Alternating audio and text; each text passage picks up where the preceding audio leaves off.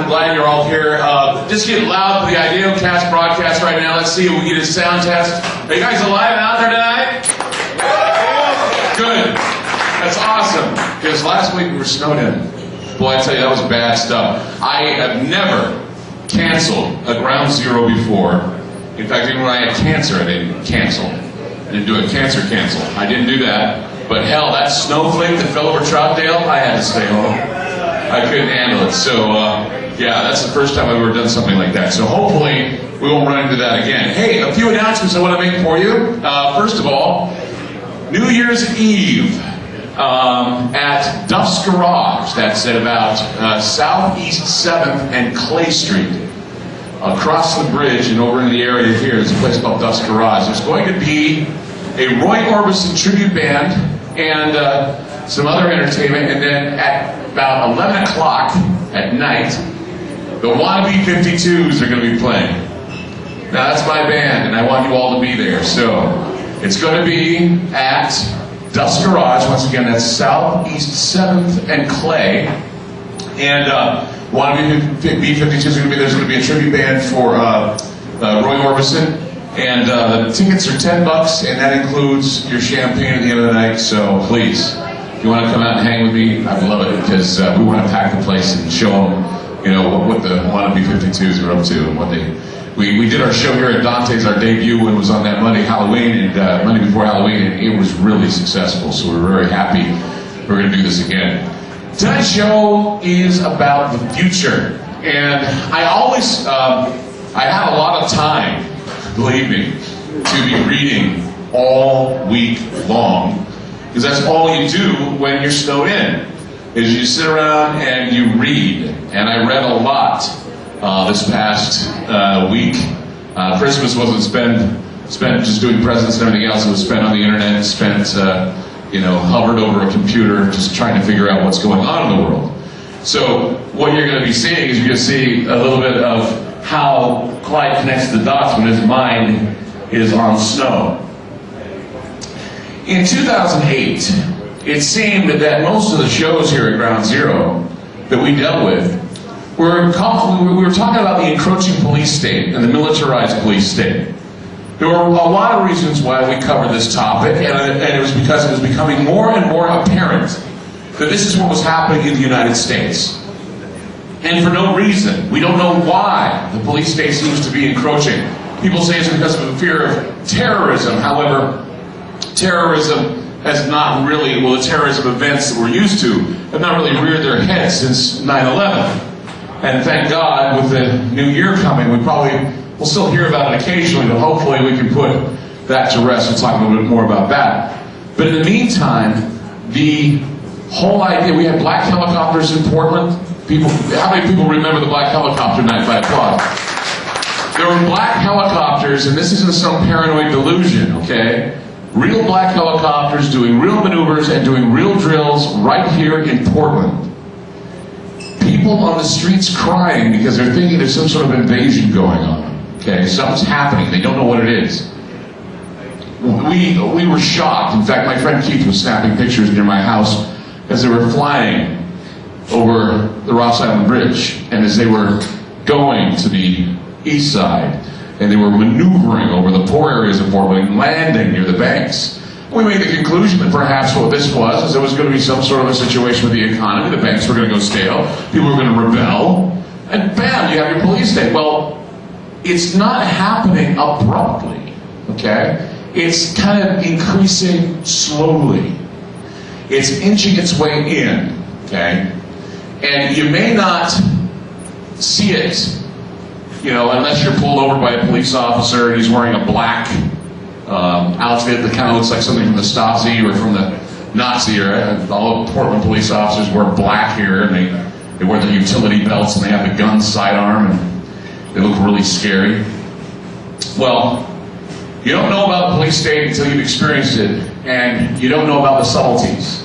You don't know about the propaganda that's reaching in and grabbing people. In fact, propaganda that starts with your children as well, and your grandchildren. Propaganda they're spewing forth as they're getting the child ready to live under the gun, which is what's going on. In fact, schools are doing that now. And they're preparing the children for this type of activity. It's really sick, actually. The propaganda of the police state is really sick, and it is inching its way in. Now, we here at Ground Zero were saying, well, maybe it would be a big terrorist event. No terrorist event has happened that we can talk about of any great significance. People talking about assassination attempts on Obama. Hell, there have been like 3 or 4 that we know of, right? And I can get up here and say, well, Obama's going to be assassinated. Yeah. I mean, you know, chances are, yes, some asshole's going to want to pop a cork cap into it. But no, I'm not going to talk about that tonight. But what I am going to do is I'm going to demonstrate how one piece of propaganda can get my mind going. I reached a point of paranoia as I was sitting in my girlfriend's house near Rocky Butte. I was stuck contemplating a story that I had read it was on the internet, and I also saw it on the newspaper. How many people are familiar with that old story? First it was the weather department, the NOAA, weather, that would track Santa. Then all of a sudden NORAD started tracking Santa around Christmas time. Anybody familiar with that whole NORAD business by the way? Yeah. NORAD is which was going to track Santa Claus. Now I know that goes on, but what I read raised my eyebrow and it got me paying attention to how propaganda sneaks in. Now, forget tracking missiles and attacks. This is from an article.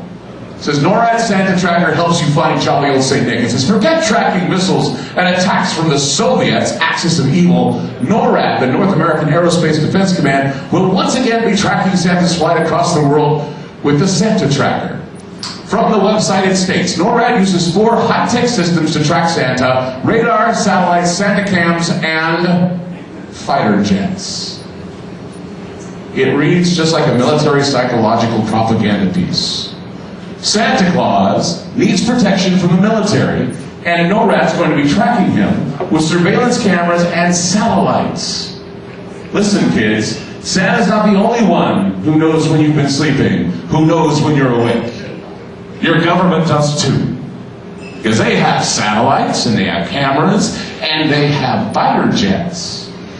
Okay? Now, I thought, I took a look at the cams that they said they had of Santa, and there was some stupid-ass, CGI thing of Santa going over France and over Iraq and over all these other places. And I just thought, it was being narrated by some military guy. That's so sweet. Have some guy in a military outfit with his sidearm basically telling you 'twas the night before Christmas and all through the house. And that's exactly how it felt to me. It was kind of creepy, kind of eerie, kind of like, comrade, 'twas the night before Christmas and all through the house, you're on state radio. It was the same damn thing. Okay? But it's the kids, okay? No one else is going to be paying attention to this, except stupid people like me who read everything they see. And wonder, what the fuck? Because that's exactly what I was wondering when I saw that, and it just gave me the willies that Santa Claus was being used as a tool. See, the push of an armed escort into Santa's itinerary, I thought, was a bit much. It actually sounded like a programming mechanism taken right out of the Psychological Operations Manual, which gives instructions on how soldiers and armed personnel can befriend children in order to recruit them later in life. That's a tactic in the psychological manual that I have. They do it with children in other countries too. What happens is, like, they organize basketball games. They teach kids how to play basketball. So the military guys are playing basketball. And then what happens? The soldier gives the child a basketball, and on the basketball it says, made in the USA. So this child realizes, I have made friends with the military guy. He will do nothing to harm me. And I'm not saying that military personnel do things to harm people, but I am saying that it is, if you want to win someone's favor, you do things like this. It's simple psychological operations. So if they take Santa Claus and they have him tracked by NORAD, okay, and they have these F-18s or F-15s following him, kids are going, cool. I want to be that way. I want to be the guy that flies that big jet and helps Santa Claus. But see, what I find most ironic, and was just really kind of sickening, is that while Santa gets an armed escort, well, NORAD decides it's okay to have the jets following Santa Claus. It's interesting that NORAD told the planes to kind of stand down when we were being attacked here. See, we don't think about that, but kids think about that. Kids think, well, everything's hunky-dory because Santa's being protected, but adults know it's all fantasy. Just like 9/11 was a fantasy. It was a myth. The myth of 9/11. The reality of 9/11 still needs to be somehow discovered and found, but it won't be because we have too many people spinning yarns of conspiracy theory and not enough fact to go with that theory, and too many people not wanting to cut the fat and realize that yes, 85% of the United States believe that 9/11 was an inside job. Yes, they don't do anything about it. They continue to roll over and play dead as their government continues to allow the militarized police state to take hold in their homeland. And I know that's silly to say, well, they told the planes to stand down at NATO, but at NORAD, but yet they're going to. But it's a silly metaphor that I think has a little bit of weight. Calling the Russians the Soviets, also in an article that was released a couple days ago, I find very interesting, don't you? They called the Russians the Soviets. And they put that axis of evil right next to it. NORAD no longer will be looking at the Soviets and the axis of evil. They're going to be protecting Santa Claus. Who the hell remembers that the Soviet Union was a Cold War term? Kids don't. Because kids don't study history when they're young enough to believe in Santa Claus. So already we have a generation of children using the word Soviet. I hope nobody else is using it. Soviet.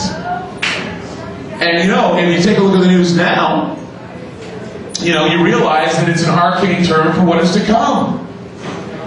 You take a look at they're marching the rockets again in the squares, and they're marching the tanks again in the squares. They're preparing for war. With who? Anyone's guess. We have talked about it here at the Ground Zero Lounge, haven't we? That all the Cold War barons are out and about, and they're getting ready to go back and do their job again. To finish off what they didn't accomplish a long time ago. Just like Bush didn't accomplish his Gulf War, so he had his son do it for him many generations later. Now we have a Cold War that needs to be won. We need that scorched earth policy to take hold now. We need to destroy everything in order to rebuild it and make it 10 times better. That's the philosophy of these sons of bitches that are in power now.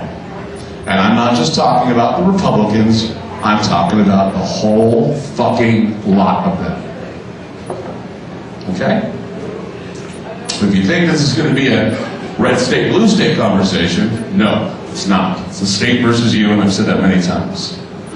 Some of the most popular toys and games this Christmas were all military and martial law themed. Halo 3, martial law and military taking over after a nuclear holocaust. And then we take a look at another game, one that even frightens me more. It's called End War. Tom Clancy's End War. Anybody familiar with that game by applause? None? Nobody? Well, here's the thing about End War, okay? End War by Tom Clancy is especially frightening to me because the subject matter is this.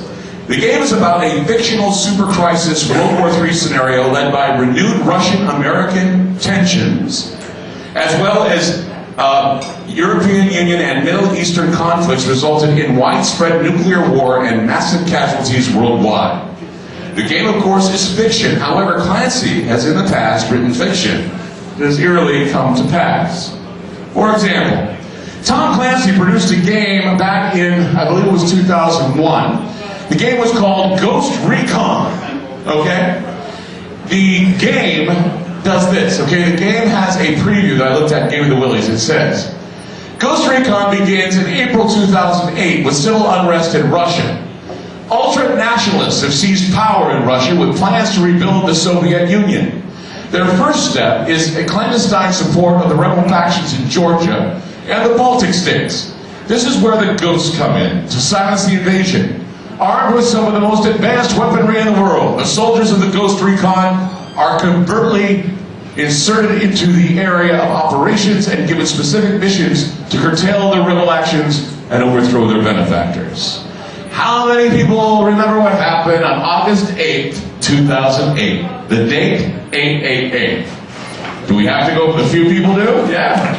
What happened? Well, looks like Mr. Clancy was right. Civil unrest in Russia began in August of 2008. U.S. clandestine support of rebel factions in Georgia were involved. The game specifically cited Ossetia in 2008. And where did the war take place? Georgia, Ossetia, right?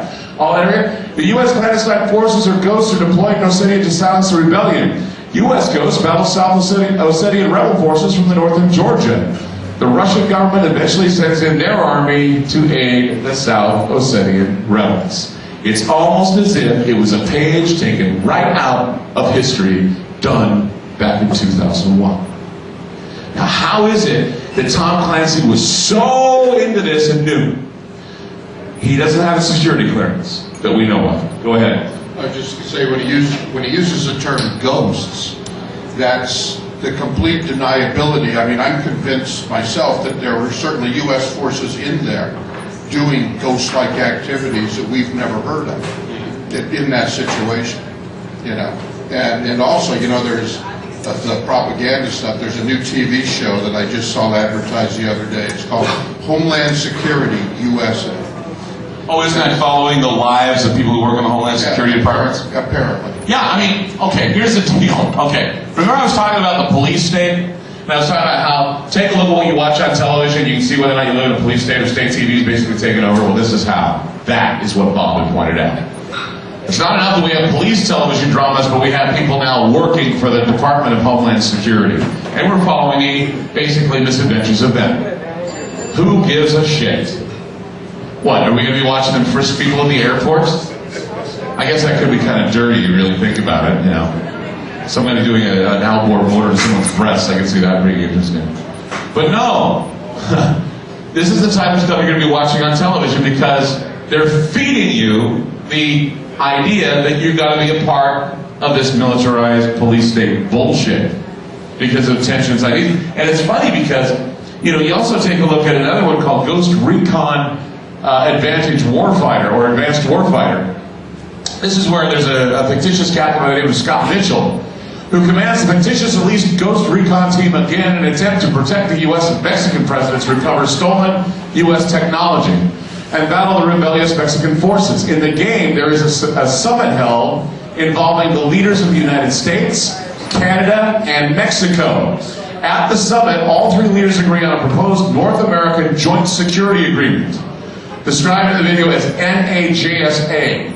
There's a trailer in which you see them say, this policy is a historic new policy designed to share the policing responsibilities along the borders of these three countries and hopefully curtail the illegal immigration and movement of drugs and weapons and terrorists in the hemisphere as part of this historic agreement. Boy, isn't that weird, because there's a little something that they basically ratified in 2008 that they proposed a while ago. It's called the Security and Prosperity Partnership of North America, or in some people's terms, the North American Free Trade, or the North American Union. Okay? It's the slow, gradual concept of uniting all three countries. It's really weird that this is happening because they give, in fact, the Clancy game actually says that it was to increase security and enhance prosperity among the United States, Canada, and Mexico. That was the reason why they organized this group of people, for the very same reason. Now, are we living a video game scenario here? Are they writing this as a script? I mean, it makes you wonder, doesn't it? I've talked about the blueprint before, the template, if you will, or the template, depending on where you're raised. I wonder if there is one. And this conditioning process is here to condition the young people to be ready to fight. Think about it. Most video games are bought, sold, and operated by young people. Santa Claus is younger. We move up to the games now you're getting for Christmas. The games that people play while they're sitting there being mesmerized by a television screen. Okay? So this is why I think the future is kind of creepy when you start seeing games like Endwar and Halo 3. They all deal with nuclear holocaust. They all deal with a nuclear conflagration where millions of people die. Millions of people die. And we're looking now at Israel and Hamas fighting it out. Israel's got nukes. We hear about all these other countries in the Middle East getting ready to fight it out. They've got nukes. So a nuclear conflagration is something that can be considered as something that can be very well a reality within the next year, 2 years, maybe even 3 years. A lot sooner than we think, huh? Yeah, definitely. I mean, it's getting that close. I mean, waking up Christmas and hearing about the whole Hamas-Israeli deal, I was shocked. I'm like going, wow. You know, I didn't know anything about rockets being fired or dynamite being thrown at the Israelis and the Israelis lighting the fuse and throwing it back at the damn Palestinians. I didn't hear anything about that. Not at all. No. Some people got that. Tom Clancy actually eerily foretold the events of 9/11 in the book Debt of Honor. He actually had a situation where a plane actually slams into an American landmark, same as what we see in 9/11, which I find interesting. And the only thing I could find about him that maybe even get him close to intelligence or intelligence operations is that he is married to the niece of Colin Powell. So I don't know, maybe she talks, maybe she does pillow talk or something. Anyway, go ahead. If it's the one I'm thinking about, not only did it hit a landmark, it hit Congress and took out both the legislative and executive branches, except for Jack Ryan, who just happened to be underground after having been sworn in as vice president. Exactly. So it did a good deal more than just debase something pretty. It was even better than 9/11. Ooh, this is going to get better because some of the things I found, the stories surrounding. Thank you for that, Sarah. Because yeah, Debt of Honor talks about the possibility of you crash a plane into something, but then we have a terrorist attack where Congress is gone. You have a terrorist attack where the whole cabinets are gone, everything's taken out. And what do you do then? You have to somehow pass the keys of power to someone, and that's when something really, really terrible can happen. And what's really interesting, some of the news stories I've uncovered that I'm going to be sharing with you tonight actually put us in a position where we wonder, what is going on. Now, before we get into the reality, I want to get into the mysticism here. 9/11, as we're talking about 9/11, we've now reached something that's known as the noon year, or the year of the end. 2009, 9 means no, negative, out, gone, totally flat. 9. 2009 is the end before the decade, and it's the 9th year in sequence for the millennium. 2 plus 9 equals 11. 2009. 2 plus 9 equals 11. Now in numerology, when you do forecasts, you reduce the numbers to a single digit, except when they are master numbers, and 11 is a master number, as is 22, 33, 44, 35. Master numbers you don't reduce down. Okay? This means that the number 11 remains as the new beginning, and the 9 once again means that there is an end awaiting. Magicians and occultists are seeing once again the shadowy 9/11 combinations for 2009. I find that interesting because you take a look at that. Yes, 9 plus 2 is 11, and it is the 9th year. So everybody can play with that and say it's a 9/11 time, and there's going to be a lot of strange things going on. The 9 means chaos, 11 though means that there will be plenty of new beginnings and new opportunities. So don't let the 9 scare you. The 11 is there to remind you that someone else's loss is your gain. If someone drops the ball, then by God, you pick it up and hit that goalpost. Don't sit around and wait for someone else to do it for you. You do it. It's the only way you're going to survive in 2009 because everybody's going to be around you pretty much equally the playing field as people lose jobs and the economy goes down the hill. A lot worse than it is now. Okay? So your best bet is to group with people, network, and get to know your neighbors because they're the ones that are going to save you in the end. And your family. It's always that way when shit like that goes down. So the 9 and the 11. The 11 is the beginning, the 9 is the chaos.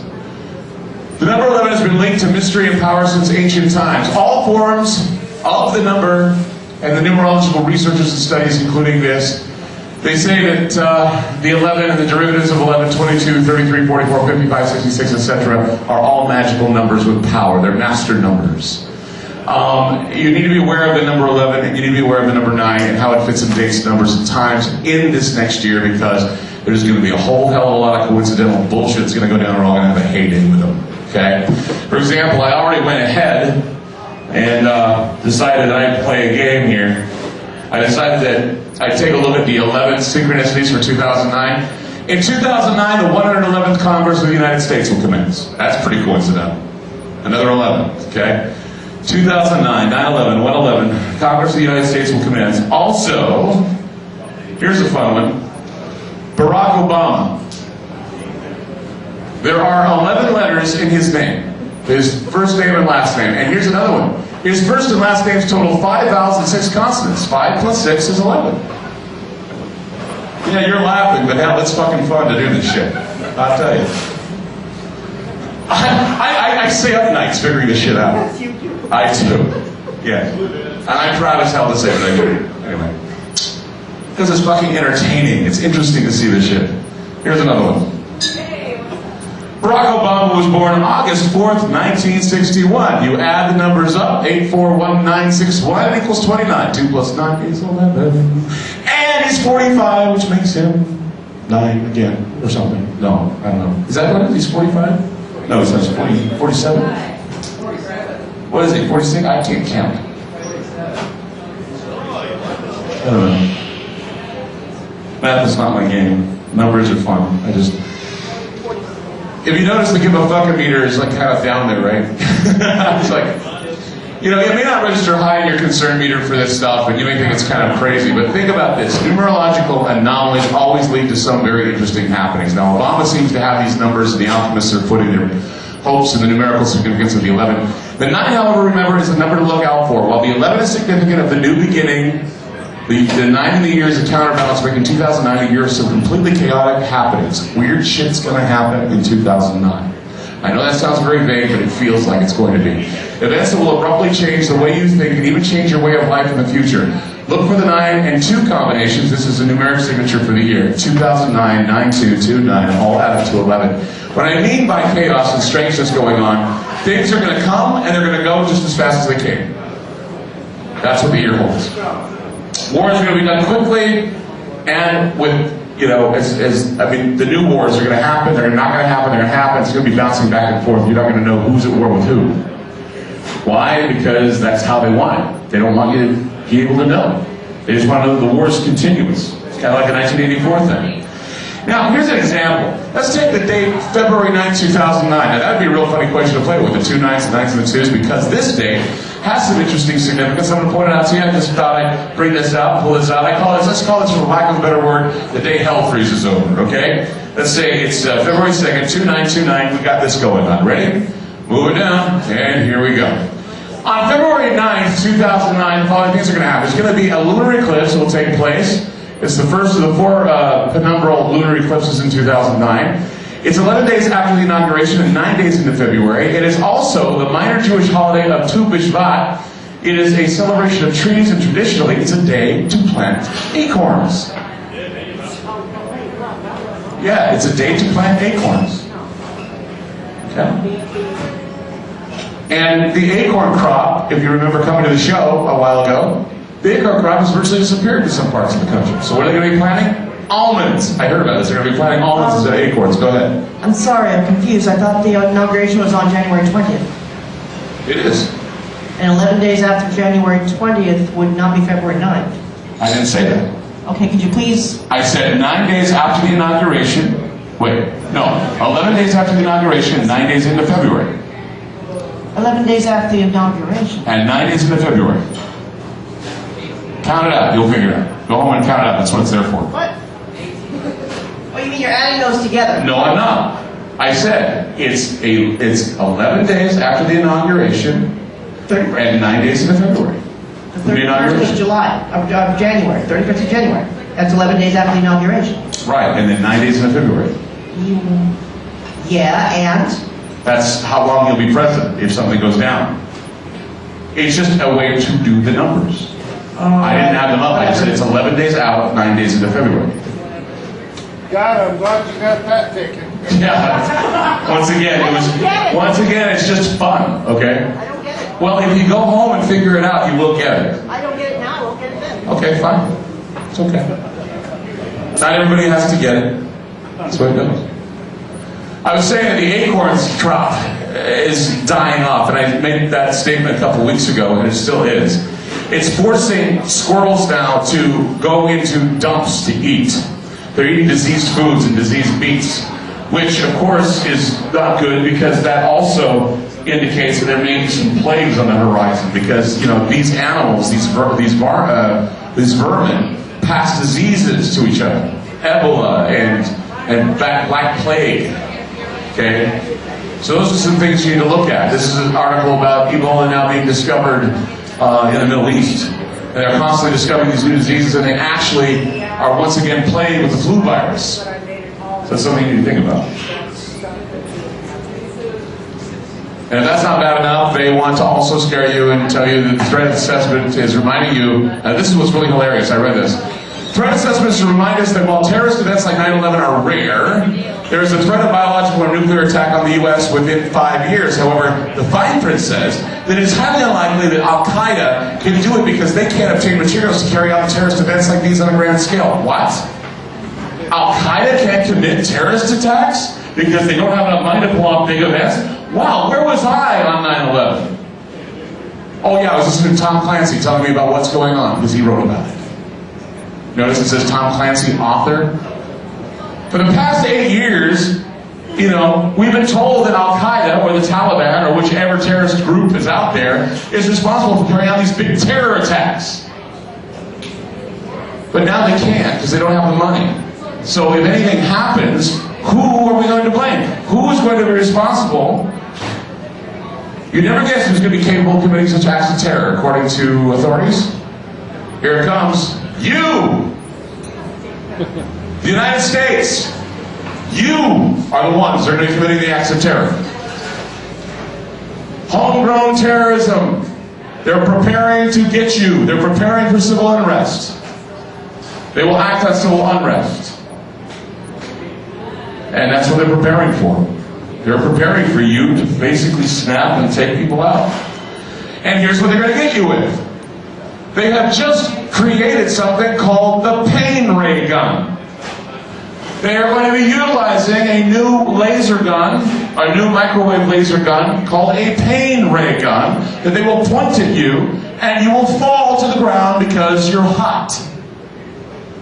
There's something called the active denial system. It's something we talked about at the beginning of the year. The active denial system is what they're using on Iraqi terrorists. It takes less than 3 seconds to disable a person with this ray gun. It actually burns your skin. And not only that, but, here we go. You want to see this? Here we go. The active denial system, they bring a truck into the area. It operates about 93 gigahertz and can send out a beam from a very long distance and carefully hits the pain receptors in the first layer of the skin. It only takes a burst of 3 seconds and you're down. They've already tested this in Iraq, as I said. It's already been in Iraq. They're testing it now. What did Charlton Heston say? He says, you can remove from my cold dead hand my gun. How about your microwave scorched hand? Right? You pull a gun on a cop and he has one of those denial pain guns or whatever, and boy, I'll tell you, you won't be wanting to bring a gun to a laser fight. You're going to lose. So to hell with the idea of you being able to pack a weapon, they're going to be able to disarm you and take it away from you by just firing a pain receptor at you. This is not science fiction, this is reality, and they're getting ready to implement these things next year. Next year. Ray guns on soldiers, ray guns on police officers. I think they're going to get rid of the taser. I think the taser basically has gotten a bad rap, and I think it's going to be not invited next year. But you most certainly are going to get ready for the pain-inflicted burn gun, or whatever it is. They're also talking about balkanizing the United States in case of an emergency. That means they're going to be separating Pacific Rednekistan and the new American Republic. Actually, they're considering this because the chaos that would ensue if something horribly devastating happened in the country would be hard because they're not going to be able to control 300 million people at once. They're not going to be able to control 300 million people in 50 states at once, so they're going to have one group or one commander or one commandant or whatever run each prison camp. That's how it works. This has been considered, and it is going to be implemented if something goes down. Go ahead. Well, right here in the Portland area, I was watching some of the snow coverage last week in Gresham, which was hit pretty hard. And of course the news was covering, you know, the police helping people out, but there was a guy out there, a police officer, in full getup with an M16 standing in the snow, and I was wondering, why does he have an M16 in the snow? It made no sense. That doesn't make sense, no. He's probably hunting something, obviously. But yeah, balkanizing, it's been talked about. Also, under President Obama, the Homeland Security Department will soon begin collecting digital fingerprints and photographs from lawful permanent residents of the United States and people seeking to enter the country on an immigration or visa or refugees. Engineers now are also developing a computerized surveillance system that, when completed, will attempt to recognize whether a person on the street is acting suspiciously or appears to be lost. This will be a system designed using signal-based and video surveillance systems. The system will use RFID chip implant technology. They are going to use it. You'll probably voluntarily go and get your chip put in if that's what you want. It helps you get what you need. It also saves your children. They're going to tell you, put one in your kid and fingerprint him. We'll take his DNA and have a DNA bank of your child. This is what's happening. And you can believe it's good, you can believe it's bad. All I can say is it's pretty fucking peculiar that they're doing this shit. It's what we were talking about many weeks ago, many months ago here at the Ground Zero Lounge. How many people are well aware of the new tax on mileage? By applause. No one? Someone? Yeah, he's still trying. Let me tell you something about Mr. Kulongoski. He thinks we're fucking stupid. Okay? They want to put GPS systems required on all cars so they can monitor your mileage. Mr. Kulongoski, you don't need to track my whereabouts. I have a fucking odometer in my car. That does measure how many miles I go. Okay? I guess people are afraid that they're going to be like backing over some cinder block and basically reversing the mileage. Anyway, go ahead. Well, technically, yeah, that was argued to some extent on FARC, and I guess the answer to the odometer argument is that they don't want to be taxing you for distances you travel outside of Oregon.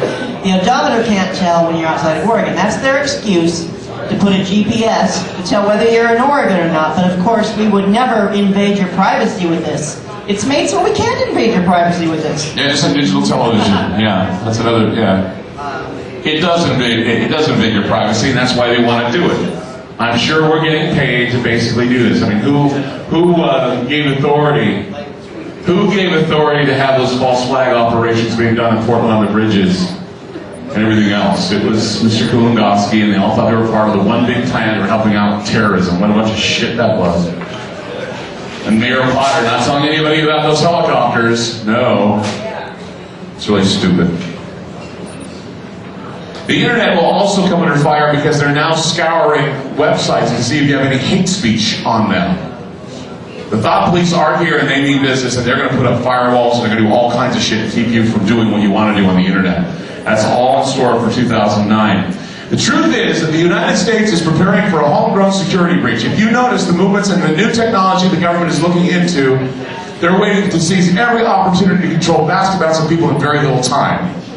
You'll begin to see more and more indicators that the militarized police state is now in operation. 2009 will be the year that they're just going to come around and say, hey, you need us, you better be able to handle having tanks down your street. There's also going to be a terrorism drill that's going to be happening on the day of the inauguration. How many people know what happens when they do these false flag terror drills? 9/11 was a drill. The London bombing was a drill. The Madrid bombing was a drill. They were all drills, and every drill resulted in death. Because they didn't believe that it was really happening, because, oh, it's a drill, it's an exercise. Well, now they're going to have an exercise. You know what that exercise is? Washington being taken out in a terrorist attack. Just like Sarah brought up with the Book of Honor. They're preparing that during the transition, during the inauguration, there may be an attack on Obama or an attack on Bush. Someone's going to try and disrupt it. And, you know, better safe than sorry, yes. But the whole idea here is that they are scrambling for some homegrown breach. Now, why would the government be afraid of homegrown terrorists? Because they pissed us off enough to have them. Okay? There are people out there that are just pissed off enough that one thing will set them off, they find a bazooka and start shooting. Like Falling Down, that movie Falling Down with Michael Douglas. Another thing too that is interesting is that the war effort is going to be continuing to create a harmful environment in the United States. It seems to be happening a lot now. Speaking of the environment, I just wanted to point something out once and for all. The applications of weapons, and this is a graph that I found about this, the applications of weapons, the destruction of structures and oil fields, fires, military transport movements, and chemical spraying are all examples of the destroying impact that the war may have on environment. Air, water, and soil are being polluted by the war effort.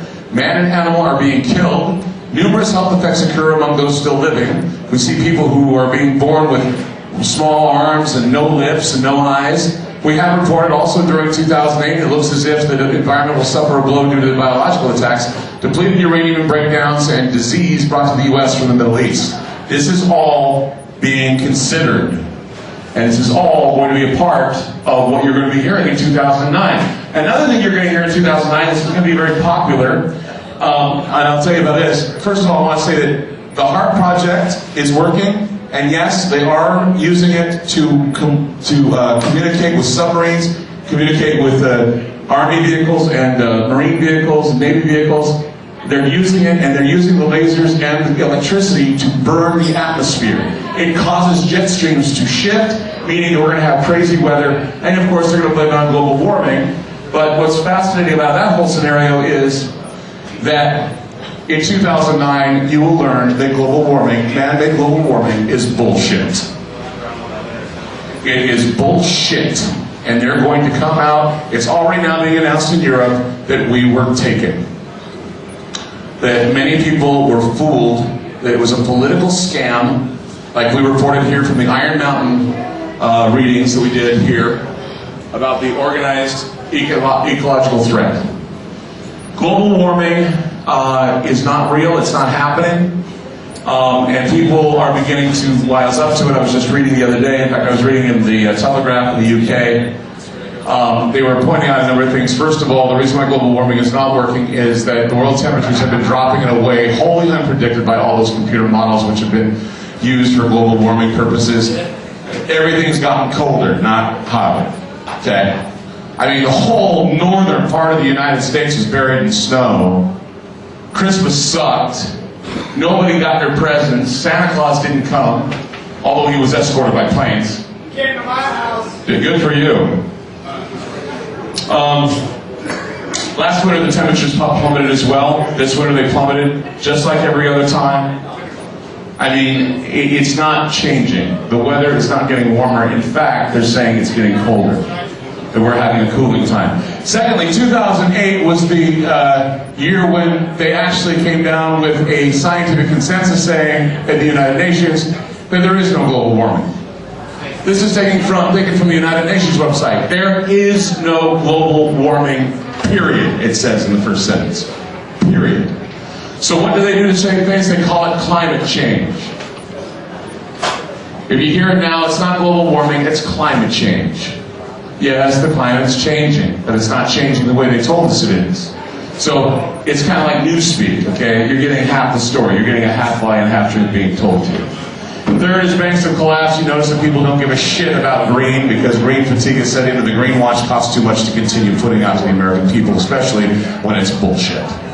So that's another reason why they're going to put the kibosh on global warming in 2009. But of course, storm clouds still gather.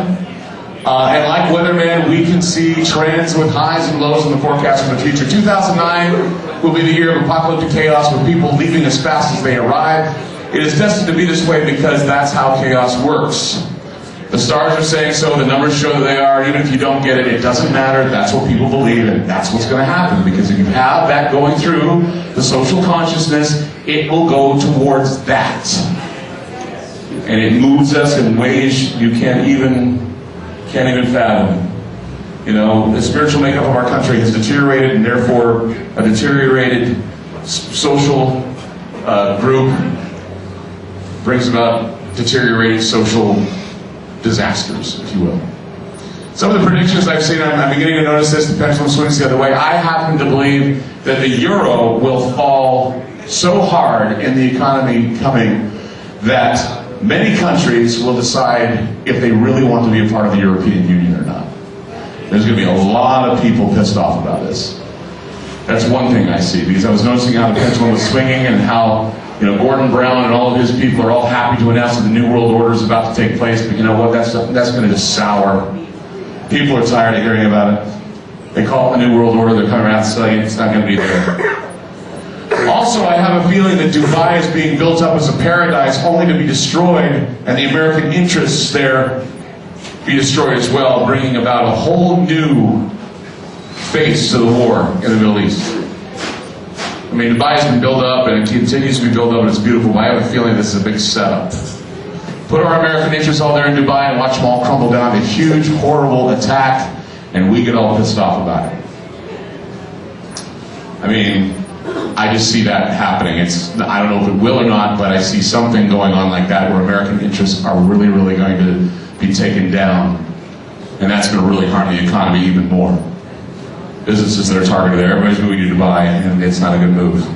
Also, the airline industry looks like it's going to be having some problems too, some turbulence ahead. I think that the holiday season basically killed them with the snow, and everybody has been suffering.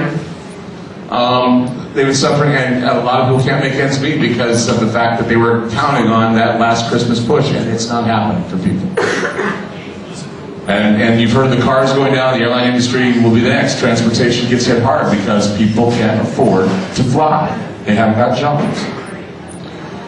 Now, 2009 is a year when you hear all sorts of people claiming that Obama will have an assassination attempt. Yeah, of course he will, because he's the president. And everybody wants to get a cap at the first black president of the United States. Well, you know, he's going to be protected. My belief is that I think George W. Bush should be afraid when he gets out of office. Not Obama. Obama is the child we all want to succeed. The son of a bitch that's getting away with murder may be the one that's going to be in the crosshairs. And of course, Papa Bush, the head reptilian of them all, is probably going to croak next year. And I hope he does. Because the guy is probably the man that's been running all of the horrible things in the background from the shadow governments on down. Their philosophies have been around since the times of Hitler. Prescott Bush tried to take over this country in the 1930s. George H.W. Bush was running things after the Kennedy assassination for the CIA. He probably was involved in the Kennedy assassination himself. He put in his cronies, and then, of course, when he was there as the vice presidential candidate, or the vice president himself, Ronald Reagan gets assassinated, or an attempted assassination. And then what happens? He's so incapacitated that he has to run the country under some clandestine shadow government. It's obvious that this has been going on. It's been a Bush-Clinton world for a long period of time. So now the new homeboy is in power, and we hope it does well. So please, I'm not going to say that he's going to get assassinated. I'm not even going to push the assassination attempt button because it's already been pushed. And it would just be, you know, stupid to say that, you know? But yeah, I think that those involved with what went on for the past 8 years are going to have to worry, and they're going to have to go into hiding. Because they're the ones that were causing all this problem in this country. And they've been involved with this for a long period of time. And if things weren't bad enough, some Russian professor says the United States is ending. So, who gives a shit? He's just a Russian, right? Comrade, Soviet, whatever they're going to call him now. So anyway. Whatever, they're smarter than us. Perhaps the devastation that we're hearing about and read about at home may create a reason to individually shape a world that's free from the Armageddon-prone leaders who have seen the last 8 years, that we've seen in the last 8 years. Hey, if it was Armageddon... Okay, if you want to say something, say it in the microphone, okay? Say it in the microphone, please. I'm broadcasting, dude. You're fucking awesome. Thank you.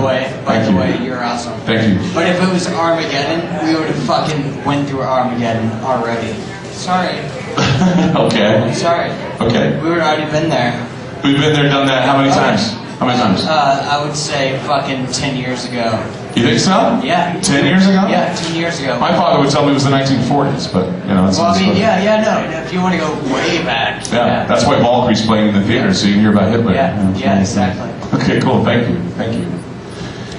I think that what we should do is we should shape a world free of these leaders. Yes, hello, I didn't see you there. Thanks. What I'm putting my rig up for sale. I'm canceling my insurance. With 3 million people working on the highways and the bridges, there's going to be no place to drive. Okay. Well, you know, that's one thing you can predict is the weather is bad and construction will always get in the way of the weather being bad. So that's so true.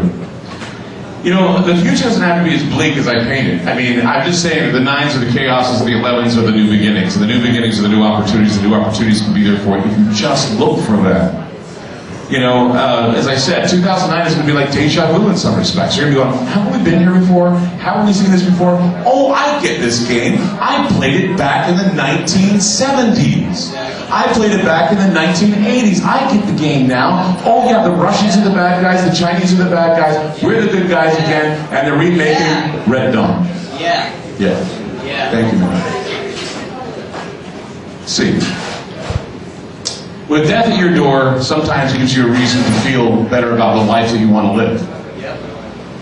What I mean by that is that if you're looking at the paper every day and you're seeing things that are just really bleak and sad and weird and everything else, maybe you should take the time to realize that while you're breathing and standing there reading that you're lucky to be alive, and you should take the time to do those things that you've been putting off. To find that person. To find that person that you love and tell them you love them. To find that child and take some time with that child. Yeah. Now, I think, yeah, if somebody wants to applaud, that's good. You know, I'm just not up here talking because we're in a library. But seriously, take the time to get to know your neighbors, your neighborhood. Find time to find a family outside of your family, make friends with them, and support what they do. And the reason why that's important is because the breakdown is not in what they're telling us, the breakdown is what we're believing. Yep. Don't believe the shit that they're telling you, because it's shit. Absolutely. You can sit down if you want. Or do you have anything else to say? You have anything else to say? No. Okay. I'm right behind you, man. I appreciate You're that. talking the truth. Thank you. Sorry. Thank you. I'm sorry. That's okay. There's no apology. You want me to leave? No, I appreciate that. No, you can sit in the audience, but if you have something else to say, I mean, we're just broadcasting. It's okay. It's okay. Well, that's okay. And no, you're fine. Don't worry. Radio waves. That's radio. Yeah. Fucking radio. Anyway, what you need to be is you need to be somebody who makes things happen. Oh, he's mad now because he can't stand the microphone. I'm sorry. There are a lot of people that like to give up too, and I've been there too. I've given up, and I've given up, and I've also decided to live again. And I think we all need to think about that too. Yeah, we do.